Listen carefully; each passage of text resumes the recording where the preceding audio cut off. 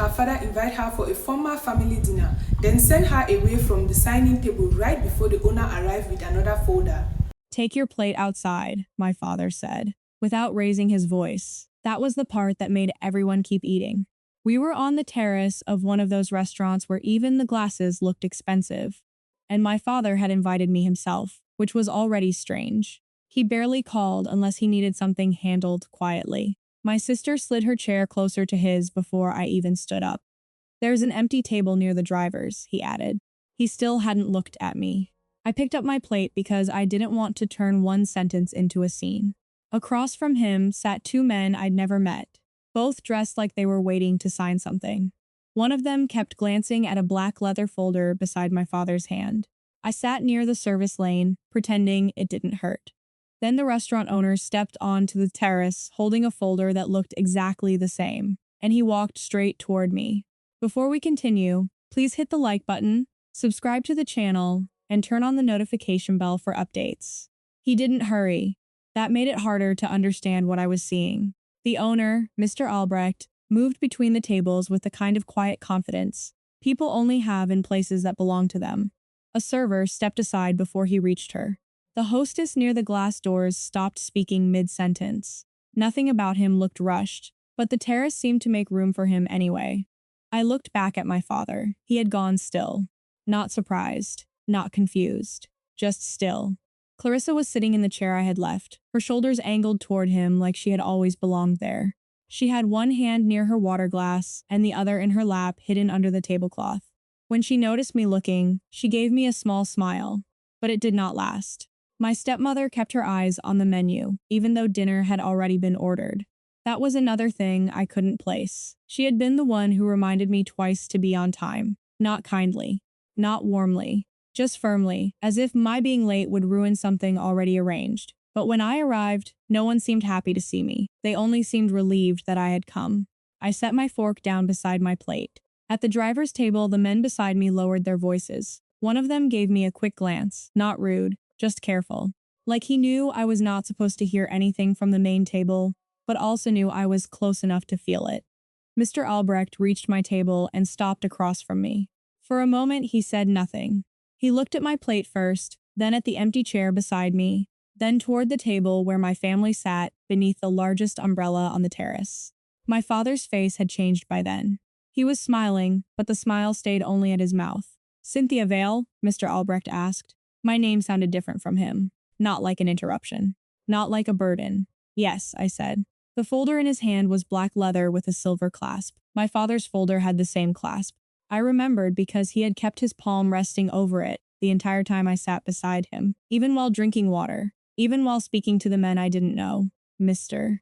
Albrecht placed the folder in front of me. He did it carefully. Not like he was giving me a menu, like he was returning something.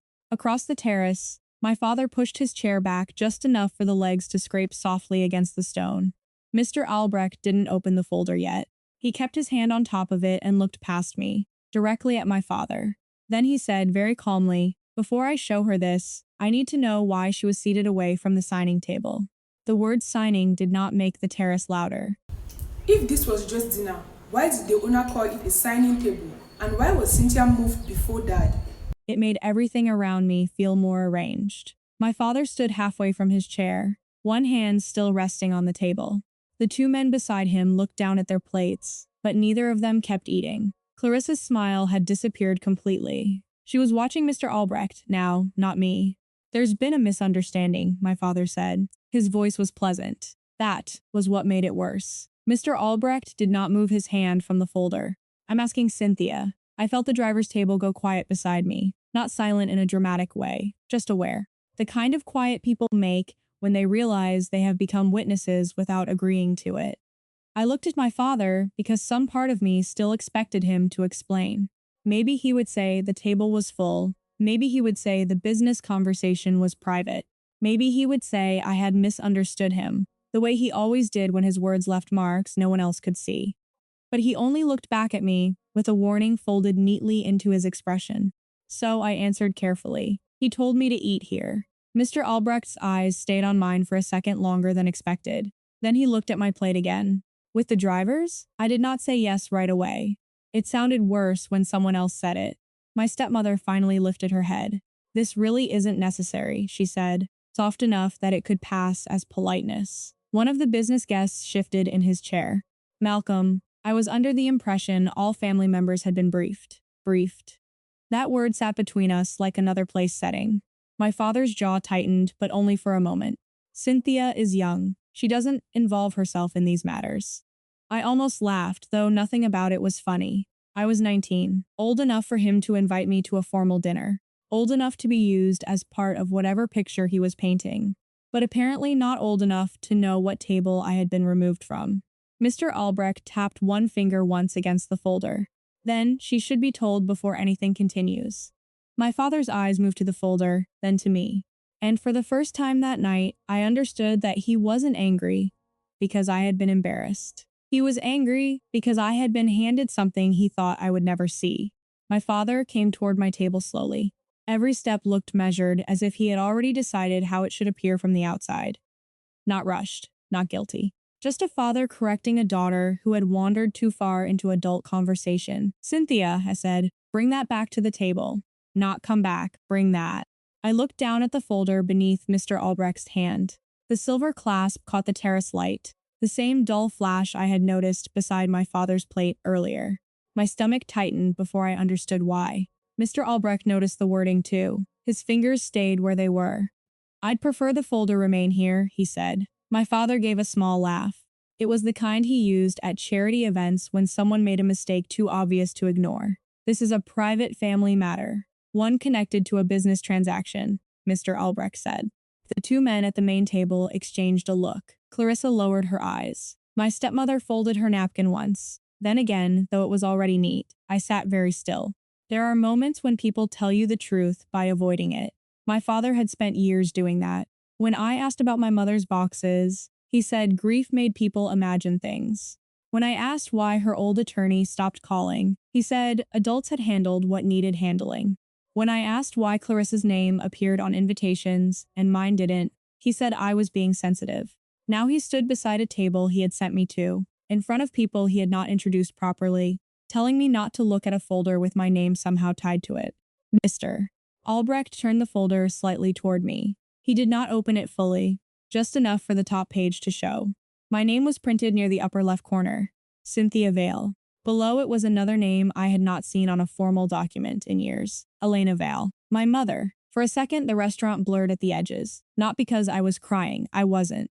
It was just that her name had appeared in a place my father did not control, and that alone felt impossible. What is this? I asked. My father answered before Mr. Albrecht could. Nothing you need to concern yourself with. The words were familiar, too familiar. They had followed me from room to room since I was 12. Mr. Albrecht looked at him. Mr. Vale, that isn't accurate. My father's face hardened, but only in small places. Around the eyes. At the edge of his mouth, Clarissa whispered, Dad, so quietly I almost missed it. He ignored her. Mr. Albrecht opened the folder another inch. I saw a title across the first page. Beneficiary Confirmation and Ownership Notice. The sentence made no sense and too much sense at the same time. My father placed his hand on the back of the empty chair beside me, the one no one had offered when I sat down. She doesn't need to see documents she has already declined. I looked up at him. I had never declined anything. The silence after that sentence was small enough to hide inside the clink of silverware from the next table. But I heard it. So did Mr. Albrecht. He looked at my father's hand on the chair, then at me, as if waiting for the part where I would nod and confirm what had been said. I didn't. I couldn't. My mind was trying to find even one memory that matched my father's claim. A document, a conversation, a choice. There was nothing. I didn't decline anything, I said. My voice came out steady, which seemed to bother my father more than if I had sounded upset. He leaned closer, not enough for anyone else to call it threatening. Just enough for me to feel the old shape of things. Him standing, me seated, him knowing, me being told. Synthia, he said quietly, this is not the place. That was another familiar sentence. It always appeared when the place was exactly the problem. Mr. Albrecht lifted his hand from the folder and opened it fully. The leather cover rested flat against the white tablecloth. Several pages were clipped together inside, each one marked with small colored tabs. None of it looked like something a confused daughter had misunderstood. It looked prepared, reviewed, waiting. One of the business guests stood from the main table. Malcolm, he said, keeping his voice low, we were told all family interests had been resolved. Family interests. The phrase pressed against something I had been avoiding since the owner first said signing. This dinner had never been about family. Not really. My father looked back at the man with a calmness that felt practiced. They have been. Mr. Albrecht turned one page.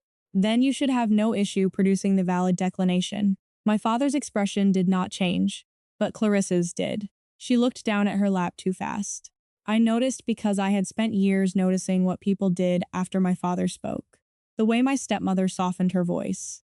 The way Clarissa learned when to smile. The way I learned when to stop asking. Mr. Albrecht slid the top sheet slightly toward me. There is a declination in the file, he said. But there are questions about it, my father said. My attorney has already addressed those. Not to my satisfaction. The words were polite, final. Across the terrace, my stepmother whispered something I couldn't hear. Clarissa shook her head once, barely, like she was telling someone not to continue. But no one was looking at her except me. That was when the pieces began arranging themselves without permission. The invitation that came through my father's assistant, not from him. The seat beside him that vanished as soon as the men arrived. Clarissa moving into my chair before I was fully gone. The folder my father had kept covered with his hand. The owner asking whether I came willingly. And now this paper I had supposedly signed, somewhere, sometime, without remembering it. Mr. Albrecht removed 3 pages from the folder. He placed them in front of me and turned them so I could read. The first page had my printed name. The second had my date of birth. The third had a signature at the bottom. My signature. Except it wasn't. It was close in the way a person gets close when they have seen your name written on birthday cards, school envelopes, old gift tags left on a kitchen counter. The S was too careful. The last name curved too neatly. I had never written like that, not even when I tried. Then I saw the date. 2 years earlier, I had been 17. I looked up slowly. Clarissa's face had gone pale. My father spoke before I could. This is unnecessary. Mr. Albrecht did not look away from him. Then we have a problem, he said, his voice still calm, because the owner cannot approve a transfer based on a forged miner's signature. For a moment, no one moved. The word forged stayed on the table longer than the folder did. My father's first reaction was not denial. That was what I noticed. He did not say the signature was real. He did not ask to see the page. He did not look shocked that someone had used my name. He looked at Clarissa, only for half a second, but I saw it. So did Mr. Albrecht. Clarissa's mouth opened, then closed. Her hand came up to her necklace, the tiny gold one my father had given her after graduation. She twisted it once around her finger, like she was trying to hold herself together without drawing attention. My father recovered quickly. There has been a misunderstanding, he said again. It was the same sentence he had used before, but now it sounded smaller. Mr. Albrecht slid the pages back into alignment. A misunderstanding does not create a miner's signature on a legal declination. One of the business guests pushed his chair back. He was careful, but not careful enough to hide what he meant. Distance. That was what he wanted. Distance from the table, from my father, from whatever had just been uncovered in front of an entire terrace of people pretending not to listen. Malcolm, the man said, we need to pause this. My father turned to him. There is no reason to pause anything. There is every reason, Mr. Albrecht said. His voice never rose. That made my father's control look less convincing. I stared down at the signature again. It should have made me angry first. Maybe later it would. But in that moment, what I felt was quieter, colder. The strange relief of seeing proof that I had not imagined the shape of my own life. All the closed doors, all the corrected memories. All the times my father told me my mother's affairs were settled, simple, finished. They had not been finished. They had been hidden. Mr. Albrecht turned to me. Your mother, Elena Vale, held a protected minority interest in this restaurant group through an early investment agreement. Upon her death, her interest passed to you under restricted terms. It cannot be transferred, sold, or absorbed without your valid consent. I listened carefully because no one in my family had ever said it plainly. Your father represented that you had declined involvement, he continued. He also represented that the family had authorization to proceed with restructuring. My father exhaled through his nose. You are making this sound improper. Mr. Fabrecht looked at the page. It is improper. The words were not loud. They still changed the room. My stepmother stood first. Her chair scraped lightly against the stone. She looked at my father, then at Clarissa, then at me. For once, she did not have a prepared expression. I told you this would become a problem, she said. It was not an apology, but it was an answer. Clarissa's eyes filled, though she did not cry. Dad said it was just paperwork, she whispered. My father turned sharply. Clarissa, she flinched. The sound of her name in his voice told me more than her confession did. She looked at me then, really looked at me, as if I had finally become a person instead of a position she had been allowed to take. He said you didn't want anything from your mother's side. He said signing would keep things from getting complicated. I thought about the chair she had taken, how easily she had moved into it, how natural it had looked from the outside. Maybe that was what my father had counted on. If people saw me pushed away often enough, they would stop asking who had the right to sit there.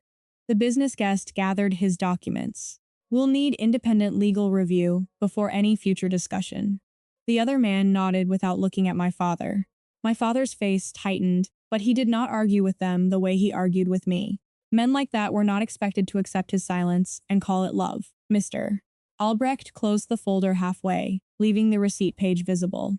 Synthia, I recommend you take copies directly. My office can provide the name of an attorney who has no connection to your father or his company. My father stepped toward me. You will do no such thing. There it was. Not concern. Control. I looked at him and realized the cruelty of being sent to the driver's table had not been separate from the documents. It was the same belief in a different form. He thought he could move me aside, lower his voice, and make the world agree that I had chosen it. I'm taking the copies, I said. My voice did not shake. That seemed to surprise him more than anything else. He glanced around the terrace then, not at me, at the people watching, the drivers, the servers, the investors, the owner. The perfect public table he had arranged, now holding the one thing he could not explain away. You're embarrassing this family, he said. For years, that sentence would have made me shrink. That night, it finally sounded like what it was. A warning from someone losing power. Mr. Albrecht placed a pen beside the receipt. This only confirms you received the documents from me directly. It transfers nothing. I read every line before signing. My father watched me do it. Clarissa covered her mouth with one hand. My stepmother left the terrace without waiting for him. The investors followed soon after, speaking quietly into their phones. By the time the server came to clear the plates, no one at the main table was eating anymore. The next morning, I called the attorney Mr. Albrecht recommended. Within a week, the forged declination was formally challenged. The restructuring stopped. The proposed transfer collapsed before it could be approved. My father's company lost the deal he had built the dinner around, and with it, the clean story he had tried to sell about a willing daughter who had simply stepped aside. Clarissa sent me a message 3 days later. It was long, too long, full of explanations about what she thought she was signing, what Dad had promised, how she never believed it would hurt me. I read it twice and did not answer right away. Some apologies need to sit in the same room as what they helped take. My father did not apologize. He sent one message through his assistant, asking me to reconsider for the good of the family. I saved it. Then I forwarded it to my attorney. Weeks later, I returned to the restaurant alone. The terrace looked the same in daylight. White umbrellas, polished glasses, stone floor warmed by the sun. The driver's table was still near the service lane, empty at that hour, ordinary without the humiliation my father had tried to attach to it. Mr. Albrecht met me near the entrance with another folder. This one was not hidden. He explained the next steps slowly. My rights, my mother's investment, the limits of my father's authority, what I could approve, what I could refuse, and what would now require my direct consent. I signed only what my attorney had already reviewed. When the meeting ended, the hostess asked where I would like to sit for lunch. I looked across the terrace at the table where my father had told me I did not belong, and then at the quiet place nearest the service lane where the truth had reached me instead. Here is fine, I said. She pulled out a chair at the center table. No one took it from me. Sometimes, the quietest part isn't being sent away from the table. It's realizing how many people accept the empty chair without asking who belonged to the table first, isn't it?